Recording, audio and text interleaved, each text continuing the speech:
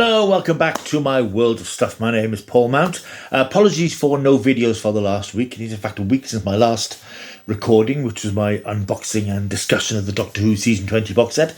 The week's just gone by very quickly. I meant to sit and do something, but didn't. So here I am with a little weekend catch-up for you. No One Will Save You. This is written, directed and produced by Brian Duffield, a name you might not know, but if you saw a film called Love and Monsters, which I think I reviewed on this channel way back when, a couple of years ago, a really fun monster movie, which I can't remember who starred in it now, but it was a really good film with lots of sort of Ray Harryhausen-esque vibes in terms of giant insects which had come to dominate the earth because of some bombardment of meteorites, and it had caused the world's fauna to grow to enormous proportions, and humanity had to live underground. A really good, fun film. And yeah, this is his latest film. This is one of his spec scripts. Apparently he's well known for writing these spec or speculative scripts, which eventually get picked up because they're such damn good ideas. And this is a damn good idea. This is a film which mixes and matches things like home invasion films like Signs, the M. Night Shyamalan alien sort of film, Paranormal Activity, and even things like A Quiet Place. It's a really interesting idea, and with a central conceit that it manages to pull off, even though it probably shouldn't really. It stars an actress by the name of Caitlin Dever. I don't know her personally, but apparently she's appeared in things like Booksmart and on lots of TV shows in America, but she's not somebody I know. She plays a young lady, a young girl called Bryn Adams. She lives in a house out in the countryside, and she lives alone. She's in isolation. She seems to be shunned by the local community for various reasons, but she seems to be quite happy being at home, making sort of model houses and model villages and communities and so on, which itself I think is a hint about her psychological condition. But she just rattles around, doesn't really talk to anybody, but she does quite poignantly practice making sort of gestures of friendship to people. But she's clearly sort of persona non gratis in the local community. She wakes up one night, and this film doesn't mess about, this all happens in the first few minutes. She wakes up one night in bed, hears a strange banging noise. She thinks the house has been burgled or somebody's broken into the house. They have, but it's not who she might think. It's an alien. Aliens have come to Earth, and they are attacking her house and trying to track her down. This is one of those films where you have to wait to see an alien lurking in the shadows, or you see a claw or something. We see them quite quickly, and they are it's not spoiling anything to say that they are the classic sort of greys that we get in sort of urban myths and conspiracy theories, and these sort of big almond type eyes and grey hairless skin. These things prowl around the house, really walking on feet that are sort of, it's quite creepy, and they come in different forms. There's a huge giant spider-like one, and there's a younger one, but she's quite resourceful, and she ends up killing one of these things. She survives the night, goes into the town the next morning. It soon becomes apparent that something's happened to some of the people in the town. She tries to leave the town, she can't. She ends up back home, and she's pitched back into combat with these things. What makes this film work in many, many ways, the main conceit, the conceit that I refer to, is the fact that there is no dialogue. Well, there's one line of dialogue in the entire film.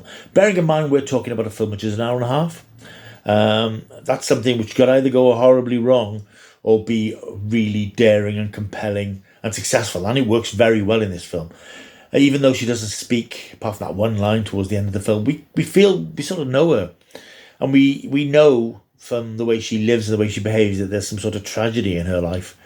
And we eventually find out what that is. And it is quite a shocking sort of thing that's happened in her life.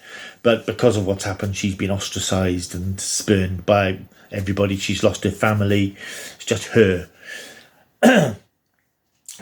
So you've got all that element of the film, and you've got this extremely exciting and very well done scenes of her fighting these alien creatures, which, as I say, could come from something like A Quiet Place, or any home invasion type film where people are trying to fight off intruders. But it's very, very exciting. She's very very dynamic character. She thinks quickly, and she finds a way out of situations by using the house around her to defend herself. But it's really very exciting when she's being chased around by these creatures. And in a really unusual move in a science fiction film. These aliens, these are really alien. They are probably the most alien aliens I've seen in a film in years, because they don't have any resemblance to humanity other than a vague humanoid shape. But they don't speak, they don't communicate. They make these ghoulish, howling noises, clicking and clattering. Their technology is really mysterious. They really come across as eerie and implacable and quite scary. I think they're quite uncanny because of the way that they move and the way they behave. And there's something that they do which is quite repulsive in terms of human beings, but I'll leave you to find that out if you watch it. The end of the film, it goes a bit wacko towards the last 10 minutes maybe. It becomes a little bit surreal. But in doing that, and the ending is very unusual. There's a fourth wall breaking ending, which is a bit whoa. But at the end, if you stop and think about it, when the film ends, you might think, what happened there? But if you stop and think, it's not difficult to work out what's happened and where Bryn finds herself at the end of the film.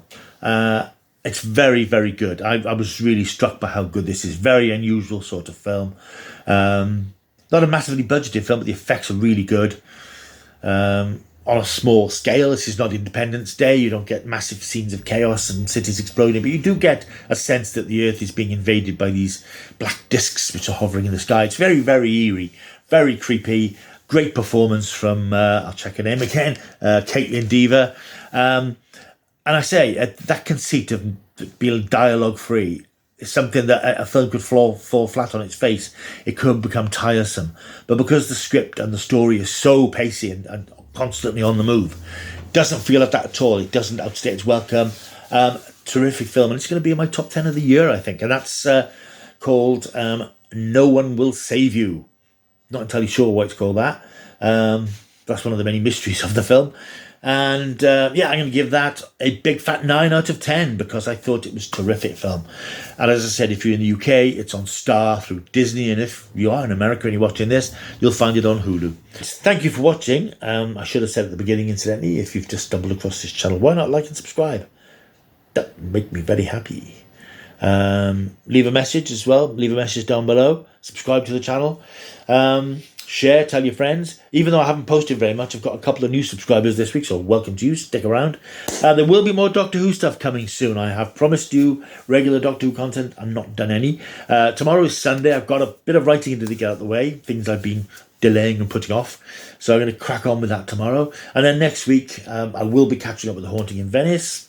And on Thursday, I'll be going to see the new Gareth Edwards science fiction film, which I'm looking forward to, The Creator, which you probably see in the trailers. It looks good. It's just nice to have a new science fiction thing rather than a sequel or a reboot or a reimagining. So expect a review of that sometime Thursday. And new Doctor Who content. I will be watching some more classic Doctor Who and doing my review videos, not reaction videos, review videos coming up in the next few weeks. Right, that's it for now. Don't forget to like and subscribe. I'll see you soon until I do. Keep taking the stuff.